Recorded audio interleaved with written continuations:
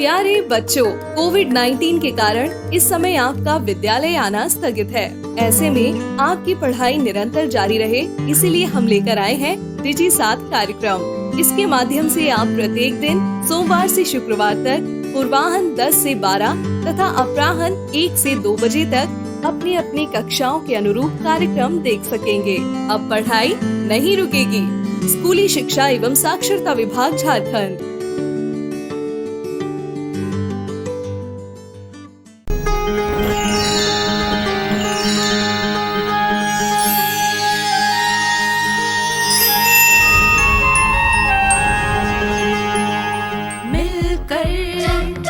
नई दुनिया मिलकर बनाए हम नई दुनिया, मिलकर जीत ले हम सारी दुनिया। बीच हमें आज बोने दो, रोज उसे थोड़ा बढ़ने दो, छू लेंगे आकाश हम मन के विचार हकीकत बने, सिद्धि फल से आनंद देंगे, कोशिश कर बढ़े सोच बुलंद करे।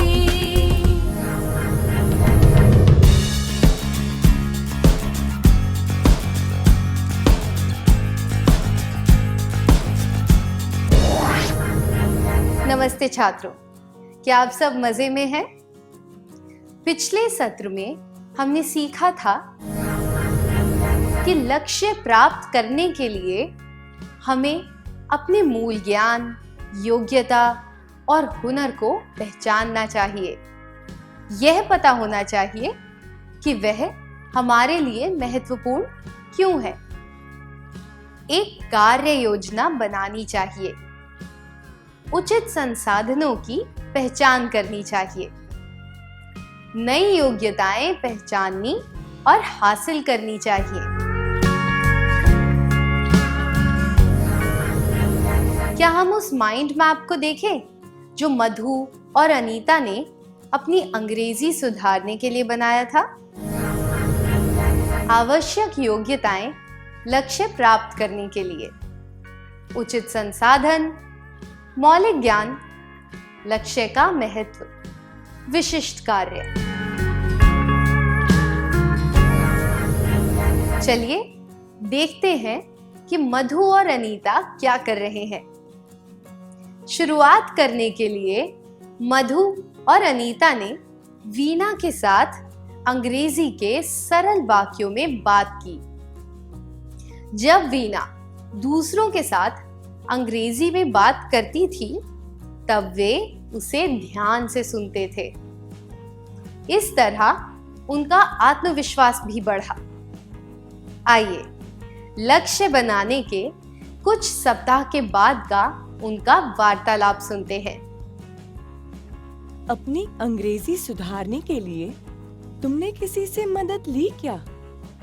दीदी, हमने केवल आपसे मदद ली है और किसी से नहीं। ऐसे कई लोग हैं जो इस लक्ष्य को प्राप्त करने में तुम्हारी मदद कर सकते हैं।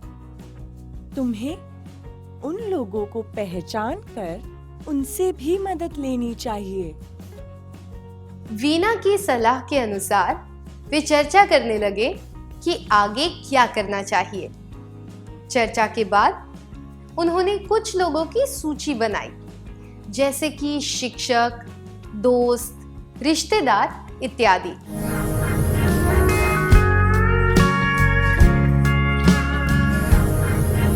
क्या आप दोनों इस दृश्य का अभिनय करके दिखा सकते हैं?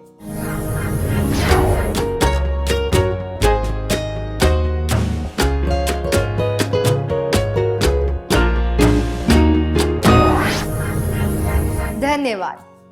मुख्य तौर पर अपनी अंग्रेजी को सुधारना हमारा लक्ष्य होता है, पर हम ऐसे लोगों की मदद ले सकते हैं जिन पर हमें विश्वास हो और जिन्हें हमारे लक्ष्य में रुचि हो। ये हमारे शिक्षक, माता-पिता, दोस्त, रिश्तेदार या कोई अन्य व्यक्ति हो सकते हैं। ये लोग हमारा मार्गदर्शन करते हुए हमें प्रोत्साहित करते हैं और हमें अपने लक्ष्य से हटने नहीं देते। जरूरत पड़ने पर ये हमारी सहायता करते हैं। लक्ष्य प्राप्त करने में जो लोग हमारी मदद कर सकते हैं वे हैं शिक्षक, दोस्त, हमसे बड़े, रिश्तेदार।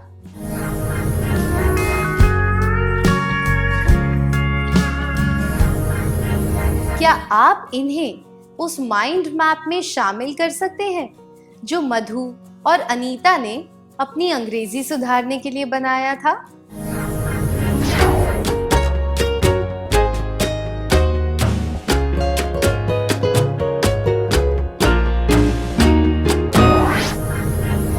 आइए इस माइंड मैप को देखते हैं जिसमें लक्ष्य पूरा करने में हमारी मदद करने वाले लोगों को शामिल किया गया है। लक्ष्य प्राप्त करने के लिए आवश्यक योग्यताएं, उचित संसाधन, मौलिक ज्ञान, लक्ष्य का महत्व, विशिष्ट कार्य। लक्ष्य प्राप्त करने के लिए सहायक, शिक्षक, दोस्त, रिश्तेदार, हमसे बड़े। जो लोग लक्ष्य पूरा करने में हमारी मदद कर सकते हैं, हमें उन्हें पहचानना चाहिए। यह छठा चरण है। लक्ष्य प्राप्त करने के लिए हमें ऐसे लोगों को पहचानना चाहिए जो हमारी मदद कर सकते हैं। मधु और अनीता ने उन लोगों से मदद ली जिनका नाम उन्होंने सूची में लिखा था। एक दिन जब मधु बहुत उदास दिख रही थी, तब अनीता उससे बात करने लगी। आइए उनका वार्तालाप सुनते हैं। अरे मधु, तुम इतनी उदास क्यों हो? मुझे अंग्रेजी में बात करना नहीं सीखना। क्यों? क्या हुआ? मैं जब भी अंग्रेजी में बात करती हूँ, राजेश मेरा मजाक उड़ाता है। तुम्हारा मजाक तो केवल राजेश उड़ा रहा है, पर मेरी कक्षा में तो सभी विद्यार्थी मेरा मजाक उड़ाते हैं। आपने इस वार्तालाप से क्या सीखा? जब हम कोई नई भाषा सीखते हैं तो हमें आलोचना का सामना करना पड़ता है।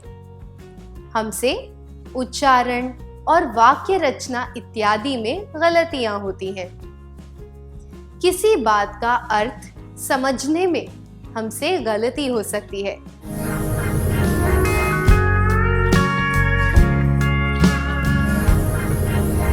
आइए इस माइंड मैप को देखते हैं। लक्ष्य प्राप्त करने के लिए सहायक, आवश्यक योग्यताएं, उचित संसाधन, मौलिक ज्ञान, लक्ष्य का महत्व, विशिष्ट कार्य। लक्ष्य प्राप्त करने के लिए रुकावटें, उच्चारण में गलतियां, वाक्य रचना में गलतियां, शब्दों का गलत अर्थ निकालना, आलोचना सहना। लक्ष्य प्राप्त करने की राह में सबसे बड़ी रुकावट होती है हारने का डर। हमें लगता है कि जब हम गलती करेंगे तो लोग हमारा मजाक उड़ाएंगे या फिर हमें बुद्धू समझेंगे। पर हमें यह याद रखना चाहिए कि गलती किए बिना हम कुछ नहीं सीख सकते। कुछ सीखने के लिए गलती करना आवश्यक है। हमें बाधाओं को पार करने का आत्मविश्वास होना चाहिए। यह 7वां चरण है। लक्ष्य प्राप्त करने के लिए हमें रुकावटों को पार करना चाहिए। इस समय ये 2 पढ़ना उचित होगा। अगर आपका ध्यान अपने लक्ष्य पर हो तो आप किसी भी रुकावट को पार कर सकते हैं। हैना मोर। मैं हवा का रुख नहीं बदल सकता, पर मैं अपनी नाव की पाल को पलट सकता हूँ ताकि अपनी मंजिल तक पहुंच जाऊं। Jimmy dean. जब हम रुकावटों से डरते हैं तो हमारा डर बढ़ता रहता है। अगर हम यह सोच लें कि ये केवल चिड़चिड़ाहट पैदा करने वाली चीजें हैं जिन्हें रास्ते से हटाने की जरूरत है, तो हमारी ताकत बढ़ जाएगी और हम सकारात्मक सोच के साथ लक्ष्य पर ध्यान दे पाएंगे। क्या अब हम एक क्रियाकलाप करें? मधु ने तय किया कि वह दूसरों की बातों पर ध्यान नहीं देगी और अपनी अंग्रेजी सुधारने पर ध्यान देगी। क्या आप में से कोई इस दृश्य का अभिनय करके दिखा सकता है?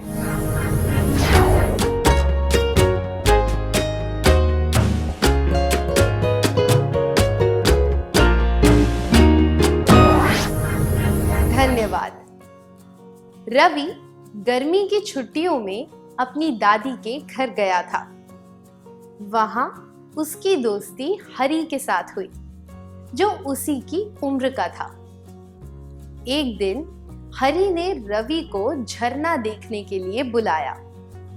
रवि ने झरना कभी नहीं देखा था, इसलिए रवि ने तय किया कि वह हरी के साथ साइकिल पर जाएगा। काफी दूर चलने के बाद भी झरना नजर नहीं आया। रवि यह सुनिश्चित करना चाहता था कि वे सही रास्ते पर जा रहे हैं या नहीं। क्या आप दोनों इस दृश्य का अभिनय करके दिखा सकते हैं?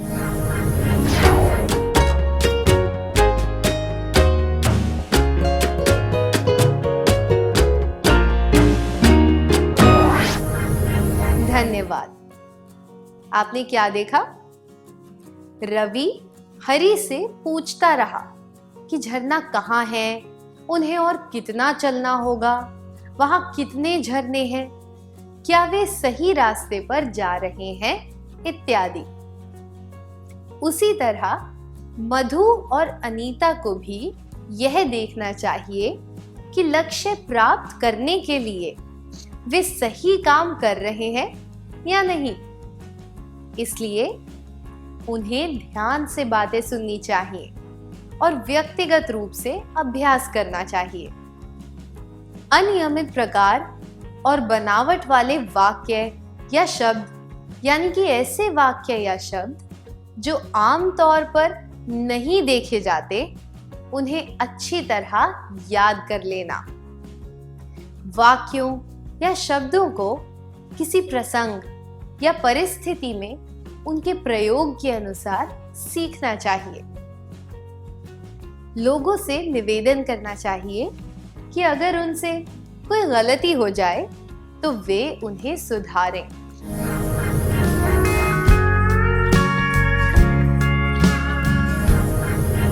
इन तरीकों से वे अपनी राह की रुकावटें दूर करते हुए अपने लक्ष्य तक पहुंच सकते हैं। जब किसी शब्द का उच्चारण कठिन लगे तो हमें उस शब्द को बार बार दोहराकर अकेले में अभ्यास करना चाहिए।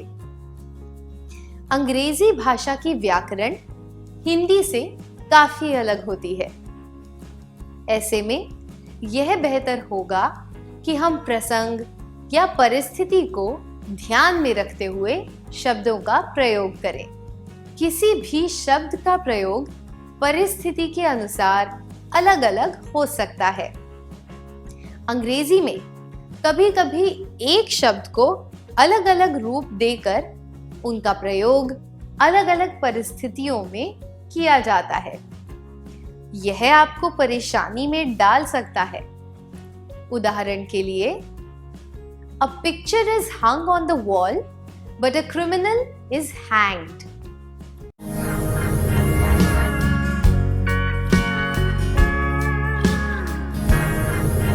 इस वाक्य में hang शब्द के दो रूप बताए गए हैं। तस्वीर के लिए hung का प्रयोग होता है, पर किसी व्यक्ति के संदर्भ में hanged शब्द का प्रयोग होता है। ऐसे में उस शब्द के प्रत्येक रूप को याद कर लेना चाहिए। हम लोगों से भी निवेदन कर सकते हैं कि गलती होने पर वे हमें सुधारें। हम ऐसे अनुभवों से ही सीखते हैं। हमें अपनी रुकावटों को दूर करना चाहिए और यह जांचते रहना चाहिए कि हम सही रास्ते पर जा रहे हैं या नहीं। क्या आप इन बातों को माइंड मैप में शामिल कर सकते हैं?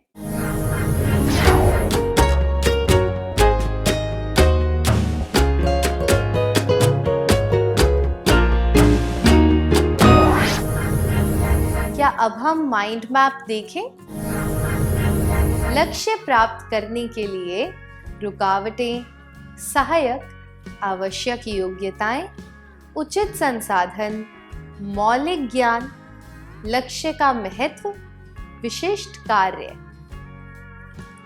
लक्ष्य प्राप्त करने के लिए प्रगति को आंकना, अंग्रेजी में बोलना और अपनी गलतियां सुधरवाना, अंग्रेजी में लिखना और जांचना, अंग्रेजी जानने वालों से अपनी गलतियां सुधरवाना।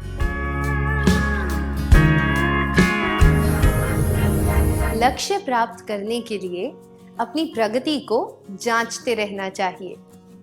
यह 8वां चरण है। लक्ष्य प्राप्त करने के लिए हमें अपनी प्रगति को जांचते रहना चाहिए। आइए देखते हैं मधु और अनीता क्या कर रहे हैं।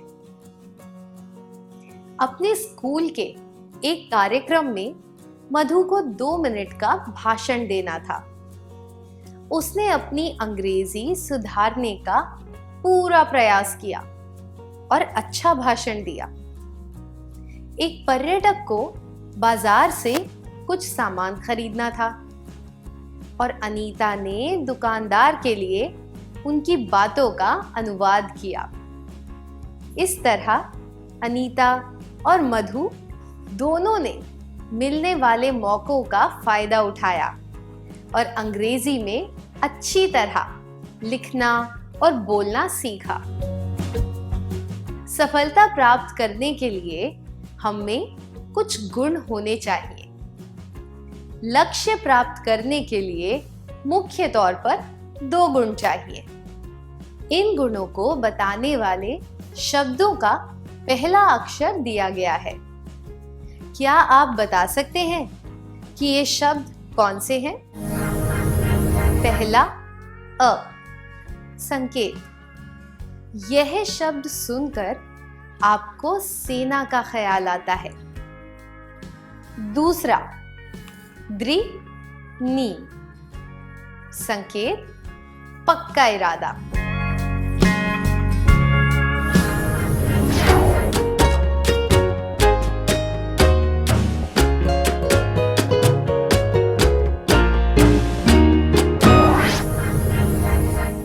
जिन छात्रों ने सबसे पहले शब्द पहचान लिए थे उन्हें बधाई हो।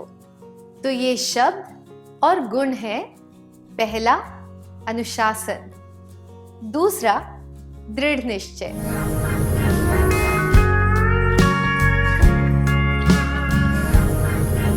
लक्ष्य प्राप्त करने के लिए पूरे अनुशासन से काम करना और प्रतिबद्धता दिखाना आवश्यक है।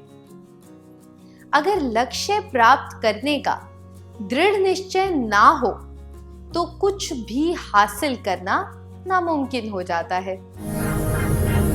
लक्ष्य प्राप्त करने के लिए हमें दृढ़ निश्चय और अनुशासन से काम करना चाहिए।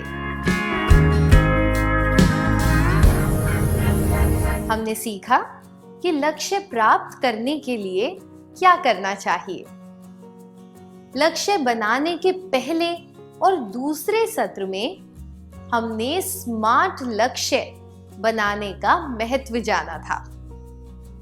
मधु और अनीता ने अपने लिए यह लक्ष्य बनाया, 6 महीनों में लगातार 2 मिनट के लिए अंग्रेजी में बात करना। आइए देखें कि उनका लक्ष्य कितना स्मार्ट है।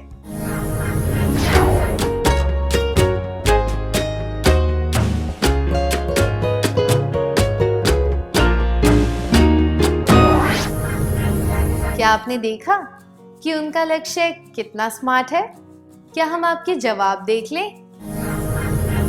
स्पष्ट और निश्चित, अंग्रेजी में बात करना, मापा जाने वाला, 2 मिनट तक लगातार बात करना, साध्य, वास्तविक, समयबद्ध, 6 महीनों में। उनका लक्ष्य स्मार्ट था और उन्होंने अनुशासन और दृढ़ निश्चय के साथ काम किया, इसलिए वे अपना लक्ष्य प्राप्त कर पाए। क्या अब हम एक क्रियाकलाप करें? राजेश यह देखकर हैरान था कि अनीता और मधु ने 6 महीनों में अंग्रेजी में बात करना सीख लिया। वह जानना चाहता था कि उन्होंने यह कैसे किया। उन्होंने राजेश को अपने अनुभव के बारे में बताया। क्या आप तीनों इस दृश्य का अभिनय करके दिखा सकते हैं?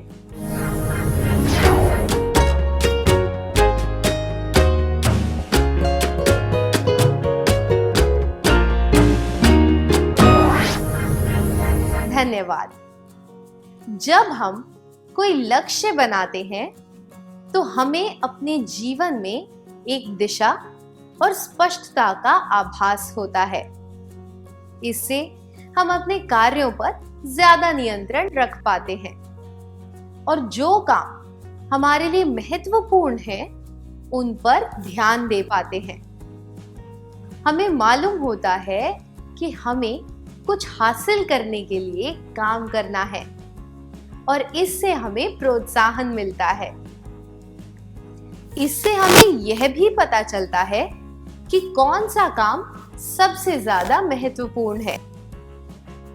हम यह देख पाते हैं कि हम किस दिशा में जा रहे हैं और विस्तार से योजना बना पाते हैं। इससे हमें ताकत मिलती है।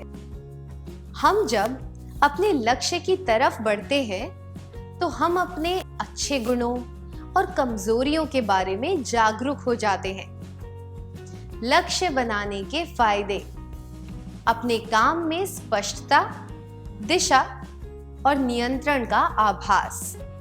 प्रोत्साहन: यह पता होना कि कौन सा काम सबसे पहले करना है। ताकत: आत्म जागरूकता, सफलता के करीब पहुंचना।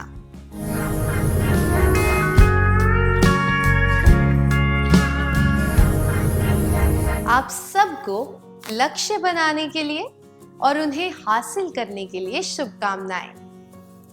क्या हम सत्र का सार संक्षेप कर लें?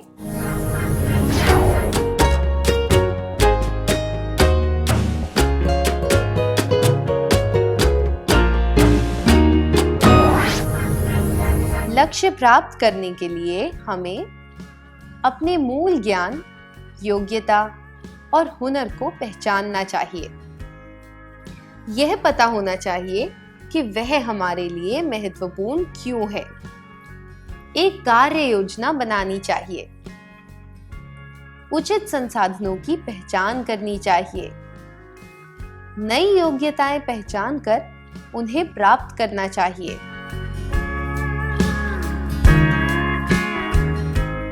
ऐसे लोगों को पहचानना चाहिए जो हमारी मदद कर सकते हैं। रुकावटों को पार करना चाहिए। अपनी प्रगति को जांचते रहना चाहिए। अनुशासन और दृढ़ निश्चय से काम करना चाहिए। लक्ष्य बनाने के फायदे: अपने काम में स्पष्टता, दिशा और नियंत्रण का आभास। प्रोत्साहन: यह पता होना कि कौन सा काम सबसे पहले करना है। ताकत: आत्म जागरूकता, सफलता के करीब पहुंचना। इतनी अच्छी तरह सार संक्षेप करने के लिए धन्यवाद। आइए अब हम थोड़ा गृह कार्य लिख लेते हैं ताकि ये बातें हमें अच्छी तरह याद रहें।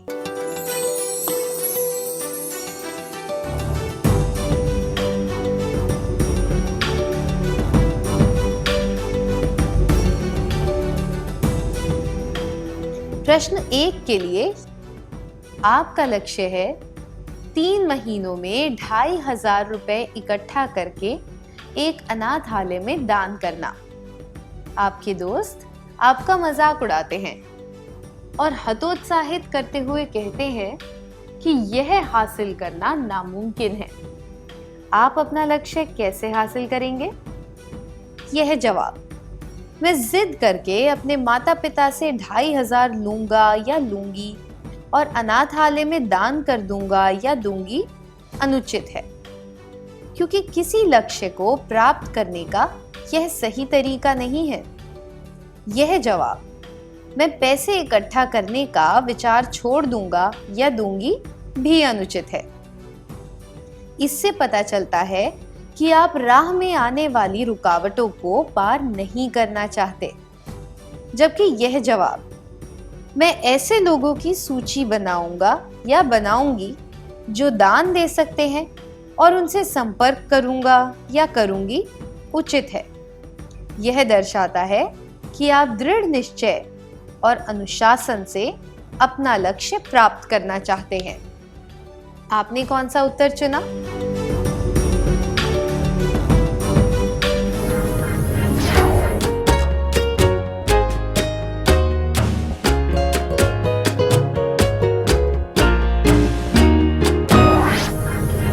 प्रश्न 2 के लिए रफीक ने एक स्मार्ट लक्ष्य बनाया है कि वह शतरंज सीखना चाहता है।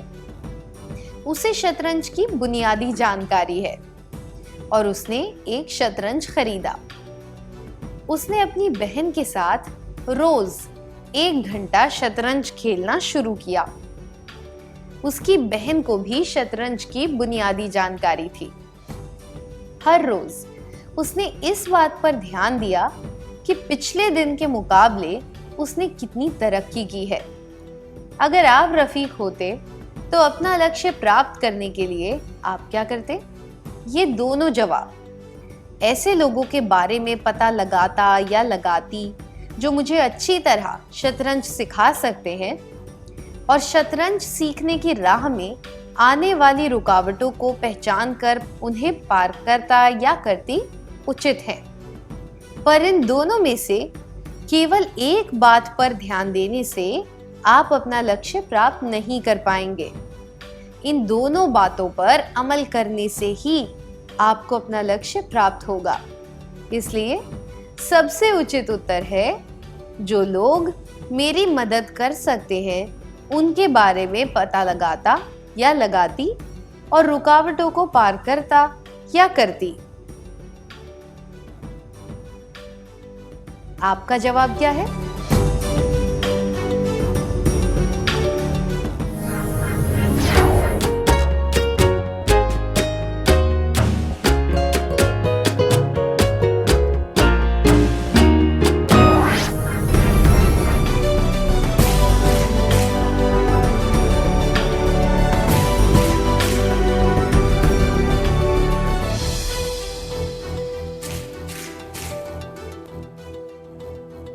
जिन छात्रों ने सबसे उचित उत्तर चुने थे उन्हें बधाई हो।